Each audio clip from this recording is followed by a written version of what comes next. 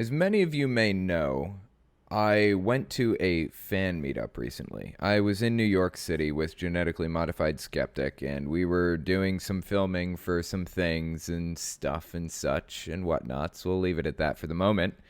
But while I was there, I had a fan meetup with him, and it was absolutely fantastic. I love fan meetups. They are absolutely fantastic. So here's what happened. I'll give you guys just a little bit of information on why I was there. We were doing some, what would you call it? Maybe recon on Jehovah's Witnesses because they have their headquarters there. So we were kind of researching it and talking about going to the branch and, the main headquarters and seeing the exhibits and talking to some Jehovah's Witnesses on the street, things like that. So that's why I ended up going to New York City, was to do that kind of thing, do some filming and stuff like that for that purpose. Now, Genetically Modified Skeptic, Drew, he's putting this on his channel. So I don't really want to talk about it too much until it releases. But it's going to be interesting, I think. So keep a lookout for it on his channel. When he releases his, I'll talk about the whole story. After we did all of that stuff, the filming and everything, after all of that, we ended up having a fan meetup, I think on Friday night. I think it was like 7 p.m. to 11 p.m. or something like that. And it was hosted at Central Park, or maybe it was Madison Square Park. I think it was Madison Square Park in New York City. Interestingly enough, it was on the night that Manhattan Henge happens. I don't know if you guys have heard of this, but Manhattan Henge is this thing where the sun, it happens once a year. I think it's 2 days in a row it happens once a year. The sun sets in such a way, from such an angle, that it perfectly lines up with the streets of Manhattan so that you can watch the sun set over the horizon in the city. It's really, really cool. So it happened while we were at the meetup, and we all went out into the street and watched it happen and everything.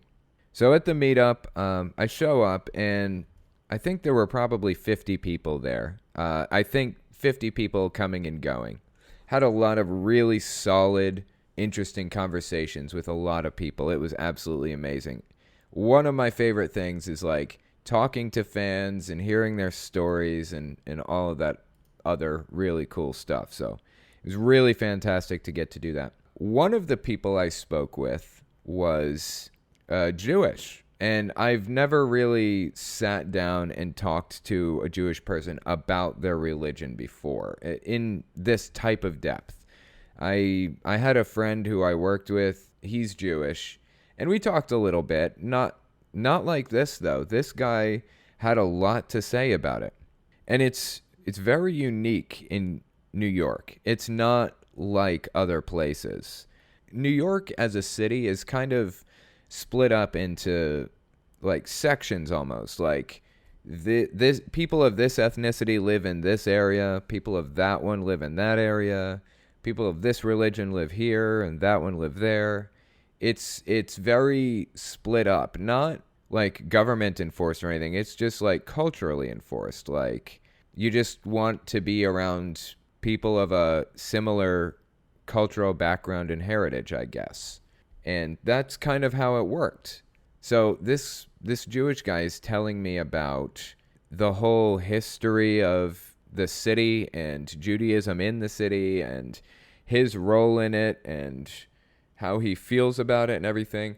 I don't really want to talk about it too much in depth here because, I don't want to like spread some kind of information that he doesn't want to be spread. So I'll watch what I say about it, but I'll just speak in generalities.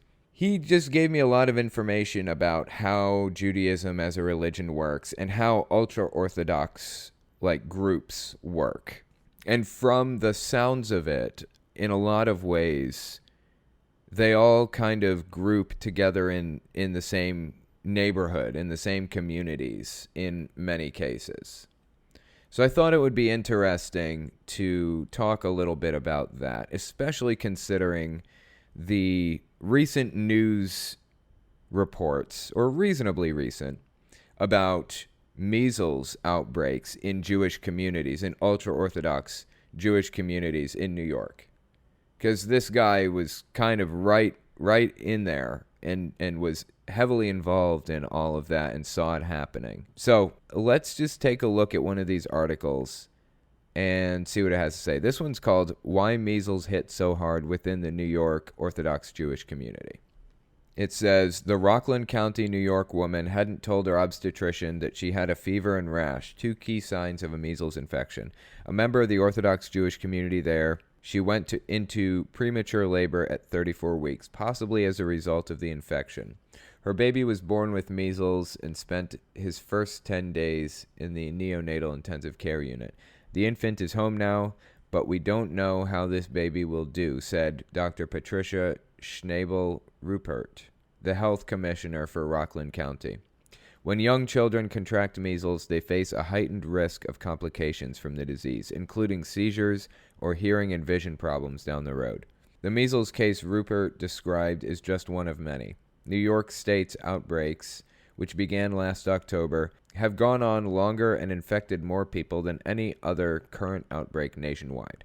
More than 275 cases of the disease have been confirmed statewide through the first week of March, primarily in the New York City borough of Brooklyn and in Rockland County towns northwest of the city. That total makes up about half of the 578 confirmed cases in 11 states that were reported nationwide by the Federal Centers for Disease Control and Prevention from January 2018 through the end of last month. Washington State, with 76 cases by the end of February, has the second highest number of cases. So basically, there have been some real issues in the ultra-Orthodox Jewish communities about vaccinations. And that's all fine and dandy until the disease actually starts infecting people and becomes a real public danger, as it has. It says, although some Orthodox Jews claim that vaccinations are against Jewish law, that's not correct, said Dr. Aaron Glatt, who's also a rabbi and chairman of the Department of Medicine at South Nassau Communities Hospital on Long Island. There's not a single opinion that says vaccination is against Jewish law, he said. Sounds a little bit like Jehovah's Witnesses and blood transfusions to me. As public health officials and healthcare providers battle to get the outbreaks under control, one of their biggest challenges is communicating to people that measles is a menacing disease to be taken seriously. People don't want to get vaccines because they don't think they need them, said Dr. Paul Offit, director of the Vaccine Education Center at Children's Hospital of Philadelphia.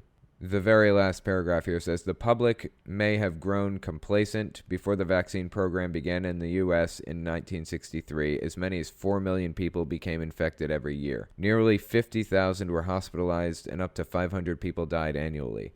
By 2000, measles was a disease that public health officials said was essentially eradicated in the U.S., thanks to a comprehensive vaccine program that reduced the number of cases by 99%. We basically have these extremists here that have a very extreme interpretation of their holy book or of their laws and are putting the public at risk for the sake of their religious beliefs. That's when it becomes a problem to me. I understand the need for freedom of expression and for religious freedom. I understand that need. But when you start endangering the public, it's no longer just your choice. When you are putting people at risk with your choices, it's no longer just your choice.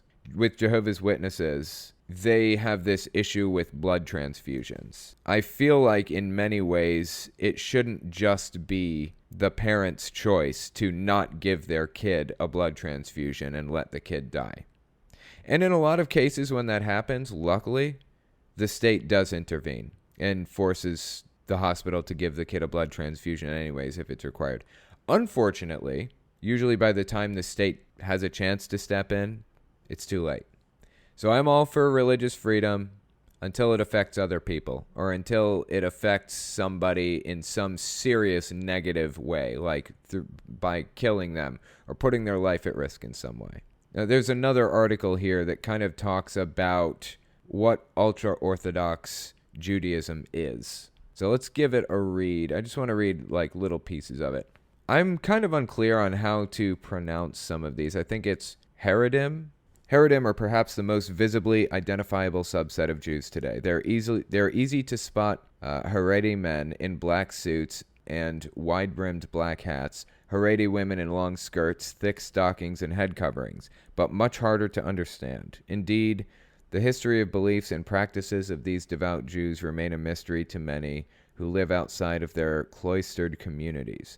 The word Haredi is a catch-all term, either an adjective or a noun, which covers a broad array of theologically, politically, and socially conservative Orthodox Jews, sometimes referred to as Ultra-Orthodox. What unites Haredim, I guess is how it's pronounced, is their absolute reverence for Torah, including both the written and oral law, as the central and determining factor in all aspects of life. Consequently, respect and status are often accorded in proportion to the greatness of one's Torah scholarship, and leadership is linked to learnedness. In order to prevent outside influence and contamination of values and practices, Haredim strive to limit their contact with the outside world, avoiding as much as possible both non-Haredi Jews and non-Jews. Interaction with outsiders is generally confined to basic economic contact and unavoidable public interaction, such as going to the post office. However, certain groups of Haredim, notably, but not exclusively, members of Chabad Lubavitch, do make contact with non-Haredi Jews for the purpose of kiruv, encouraging others to adopt more stringent religious observance. So what I'm understanding about this is they don't believe in working with the outside world as little as possible, but they will for the sake of bringing new members in. That's pretty much what I'm reading from this. Seems really similar to Jehovah's Witnesses, except in this case, with this specific Jewish group, they are they're a lot more closed off than Jehovah's Witnesses are, I think. Because Jehovah's Witnesses will at least work within society. They will work within and go to school with the rest of society. But this group does not. And sometimes they associate with other Jews for one reason or another, usually trying to bring them back or bring them into the religion in some way. But that's pretty much it. I mean, that's really extreme. So let me continue reading this here. It says, the first Haredim. The Haredi phenomenon is relatively recent, though its precise origins can be difficult to trace. In the 19th century, with the spread of industrialization and urbanization, the barriers that once kept Jews out of European society were loosened. The consequent emergence of a new, more worldly kind of Jew prompted a defensive backlash, which led to the birth of an extremely conservative, anti-secular, isolationist expression of Judaism. Major Haredi leaders of this era included prominent Eastern European rabbinic figures such as Rabbi Chaim of Volozhin and Rabbi Yisrael Mir Kagan, also known as the Chofetz Chaim. That's 1838 to 1933. And I could be wrong here, but I feel like the guy that I talked to about Judaism at the meetup may have mentioned him. So anyway, point is that there are extreme groups out there who are actually causing like a lot of issues. Forever ago I talked about Judaism in another, like in a video on my main channel, and I mentioned that I didn't think that it was a cult. And that's true. Judaism, I don't believe that Judaism is a cult because it's too broad. I don't think Christianity or Islam are cults either. So anyways, the guy that I talked to at the meetup was really, really fascinating. And honestly, I wish that I could have had more time to talk to him. I wish that there was more time to ask him questions, but I was only there for so long, and I was trying to talk to a bunch of other people and everything too, you know. I had so many questions for him. I really do feel like I need to research this more heavily, Judaism. I was just saying, I don't think that I would call Judaism a cult. Just like I wouldn't call Christianity or Islam a cult. It's too broad. I would call Jehovah's Witnesses or Mormons a cult. And the reason that I would call those cults and not Christianity more broadly is because there's specific behavior modification taking place in a classical conditioning Pavlovian style. That's not how things are with traditional standard religions, with your average Methodist or Lutheran church. That's not what's happening. That doesn't work that way there. Certainly at some of those churches it does. But I'm looking for behavior modification in a classical conditioning style. Rules being enforced, a system of rewards and punishments being enforced from a hierarchy. You do not get that with every religion. And the result of that type of modification is putting on a cult personality. It's glassy eyes and perma smile. It's a new personality that they're programming into somebody. Not all religions do that.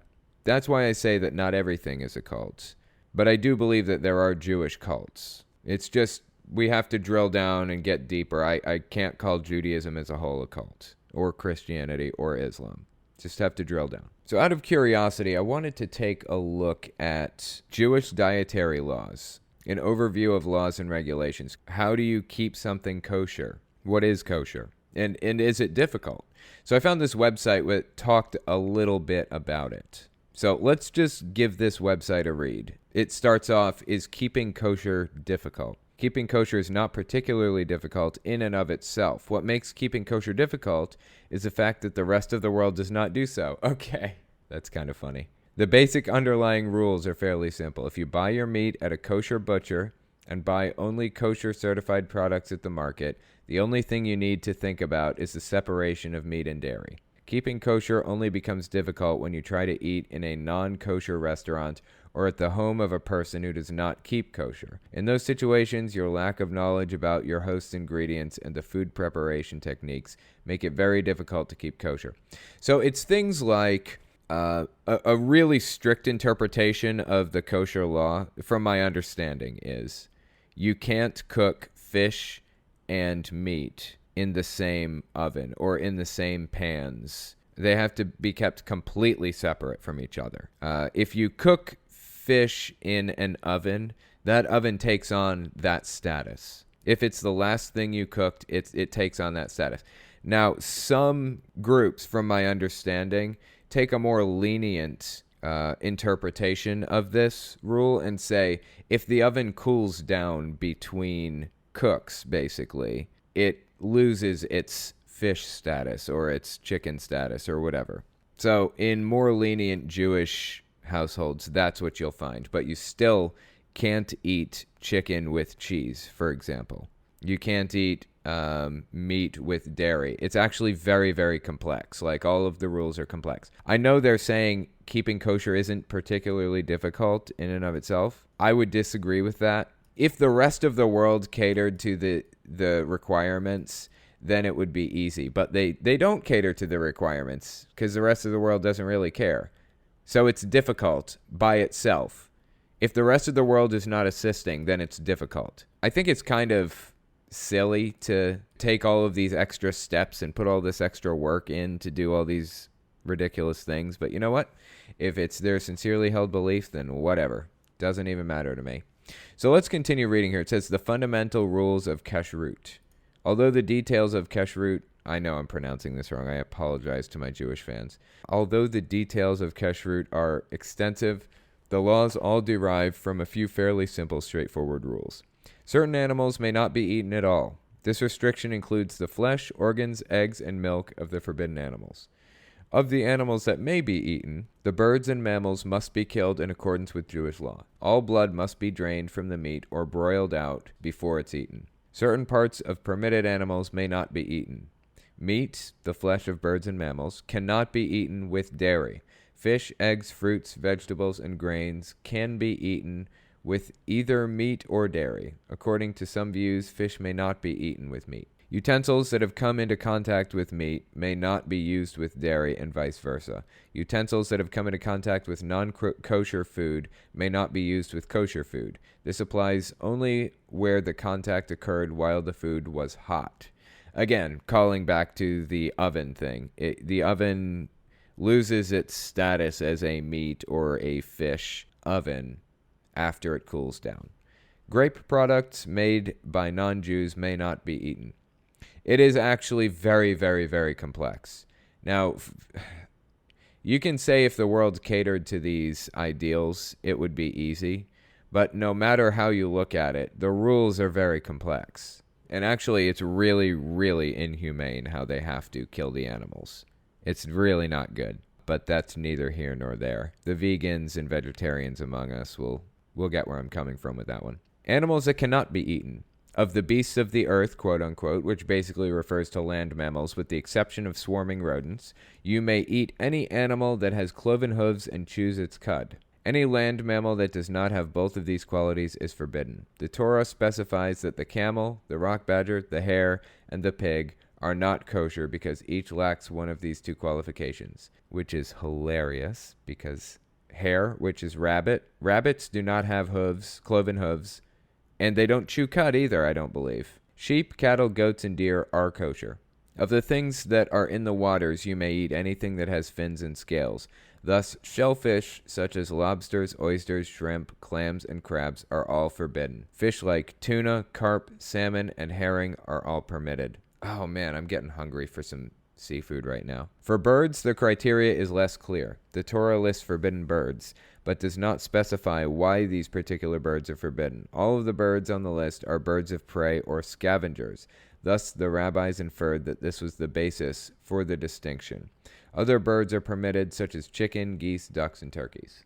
Of the winged swarming things, winged insects, a few are specifically permitted, but the sages are no longer certain which ones they are, so they've all been forbidden. Rodents, reptiles, amphibians, and insects, except as mentioned above, are all forbidden. As mentioned above, any product derived from these forbidden animals, such as their milk, eggs, fat, or organs, can also not be eaten. Rennet, an enzyme used to harden cheese, is often obtained from non-kosher animals. Thus, kosher hard cheese can be difficult to find. Really, really fascinating, honestly. It's very fascinating. And there's a lot more information on here that goes into a lot of detail. I don't know. Maybe worth a look if you guys want to read it. But it very clearly has a pro-kosher slant. So take that for what you will. All right. So first up was Glenn was asking if he saw his question and asked Telltale. He said, too long didn't read. I asked, reflecting back on almost 4 years, what do you think is the reason for your success? Reflecting back on almost 4 years, what was the reason for my success? Okay, let me give you guys a little bit of YouTube advice. If you keep going, if you don't stop, you will succeed eventually. Time is the factor that separates the winners from the losers in a lot of ways on YouTube. And part of the reason for that is because as time goes on, as you put more energy and care into the channel, you come up with new ideas and new ways of doing things. For example, when I first started my channel, it was a debunk channel. So I found like a spirit science video and I would let the clip play and then I would cut the audio out of a clip and just play an audioless clip over me talking about it and debunking it. As time went on, I learned that the audience wanted a little bit more, and I started trying to play with it and figure it out. I got an iPad Pro and started drawing with it, and that was one of my first breakthroughs. Eventually, I added a blueprint background. That was another breakthrough. I added music to the background, another breakthrough. Then I changed my blueprint to a blackboard background. That was another breakthrough. There are like artistic breakthroughs that I've had throughout time, and I feel like I can attribute my success to a combination of just not stopping at any cost, just continue working and doing it no matter what, no matter how good or bad the channel is doing, just don't stop, and innovating as a result of that drive. And also, I can attribute it to the timing that I entered. A lot of the atheist YouTubers at the time were going off into a direction that like a lot of people just did not care about, like talking about politics and stuff a lot. A lot of people just didn't care and they missed the atheist content. The atheists didn't miss the atheist content. They felt like they'd already covered it a billion times, which I understand. But there are a lot of people out there who still need this stuff. Right now, it's 9:30 at night. There's some dude somewhere, some Jehovah's Witness, who's laying down in bed with his wife, and just now realizing that he doesn't believe it. And he'll lose everybody if he says anything, and he doesn't know what to do. And who knows, tomorrow maybe he'll get on YouTube and start reading about the Watchtower Society, start listening to videos about it. Who knows? For that reason, for that guy, for that Jehovah's Witness, for that Mormon who's asking questions, for that Seventh-day Adventist, for the Catholic, for everybody who's exiting and doesn't know what to do or where to turn or who to ask and isn't even sure of what's happening in their lives or what they're going to lose by revealing what they believe or don't believe. That's who I will do this stuff for, who I will always do this stuff for, no matter what happens in my life. There's your answer. I attribute it to old atheists getting into politics instead of holding strong and continuing on the path to help people out. And I just came in at just the right moment. And I also attribute it to just never stopping, like just continuing on, pushing through the burnout and everything else, and innovating as a result. So there you go. Just Ashleen had asked, do you think Baptist churches are cults? It depends on the Baptist church very much. Baptist is kind of it's another umbrella term. It's like Christianity in many ways. It's very umbrella term. There are some extreme Southern Baptist churches that are really, really crazy and really scary that I would most definitely call cults. I would have to go on a case-to-case basis. Or, I'm sorry, a case-by-case basis, I guess. But yeah, I would say generally, I think Baptist has a tendency to go in the extreme direction more than other denominations sometimes. The meme chief, Gabe Lincoln, says, T-Dog, if you had one, what's your favorite video you've made? What is my favorite video that I've made if I had one? Honestly, I was really, really happy with this expose that I did on Kent Hovind and Ken Ham. I don't know if it was even that good. I was just really happy with it. I put a ton of time and work into it, and I just felt like the time was well spent. The video did so-so. It didn't do bad. It didn't go viral. I've had videos go semi-viral, like 700,000 views, for example. But that one didn't. I think it probably got 150K, somewhere in there. But, yeah, that one didn't. I don't know what makes a video go viral and what doesn't make it go viral or why it doesn't go viral. I have no clue why some do really, really well and some do really, really poorly. But some videos I've done, there was almost no effort put into it, and it just exploded. Like, it was a subject that needed to be covered. It was something that was really entertaining and really interesting to people. So I don't think that it's necessarily like I'm unhappy with the video or something. I just feel like I put so much drive and passion and work and love into some of these other videos, and the YouTube algorithm, for one reason or another, does not favor them. So I would say my Kent Hovind and Ken Ham video is probably my favorite, but like I said, it may be complete garbage. I haven't seen it in forever. A video that I'm really, really unhappy with is probably, just for quality reasons, I would say my Branch Davidian video, like the one on Waco, Texas I did. I feel like the quality was kind of not super fantastic. I feel like I should have done higher quality, put a little more emotion in my voice, things like that. Content was there, but I feel like I could have done a better job with it. I just want to make note, I'm getting like a bunch of super chats, so I just want to read these real fast.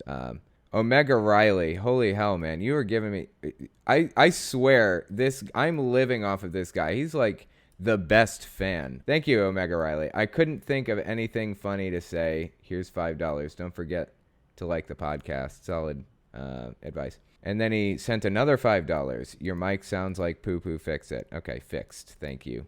Glenn says, you got pretty words, boy. That's creepy, dude. Okay.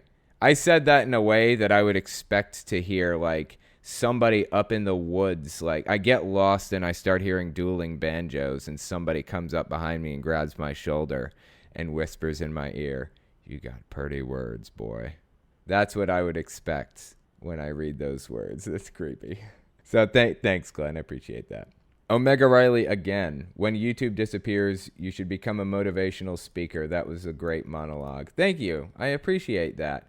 Sometimes this stuff comes out, sometimes it doesn't, but that is how I feel. Sometimes I'm capable of expressing the way that I feel adequately, and other times I'm not. So I'm glad that I communicated that adequately. Avery, you helped me to stop feeling guilty about being trans. I'm so glad to hear that, because I can only imagine that the religious people around you have not made that easy for you. Like I said, I can only imagine because I've never experienced it, but I'm glad that I could contribute anything at all to making that process easier for anybody. So good luck with the whole process, because I know it's not easy, but I will have your back through all of it, always. Let's see, Amanda Ramos, $2 super chat. Thank you, Amanda. I appreciate that. And Omega Riley, another $5. Man, and a heart. You know what? I'm going to send a heart back. There you go. A heart. Thank you, Omega Riley. That's fantastic. I got another super chat from Tyler Lunday. Thank you, Tyler. That is really fantastic. I'm so glad you guys are super chatting me. That's really great. Thank you so much. There is one more super chat that came through from Pond. Your videos have helped me transition to atheism and away from Orthodox Roman Catholic family. I'm forced to watch your vids in secret, so thank you for being a lifeline. Don't stop making videos. I will never stop making videos. Never. No matter what happens, whether YouTube demonetizes me or not, no matter how this goes down, I will not stop making videos on these subjects ever. So I'm glad that I could help in some small way for all of you. I'm glad you guys think that my stuff is worth listening to at all. Niv Mizzle had asked, what are your opinions on the Creation Museum? I actually went to the Creation Museum not long ago. Well, it's been like a year or something like that. It was really, really weird and super disappointing that like they put so much money into such a ridiculous thing. Can it even be called a museum? I don't know. I don't think so.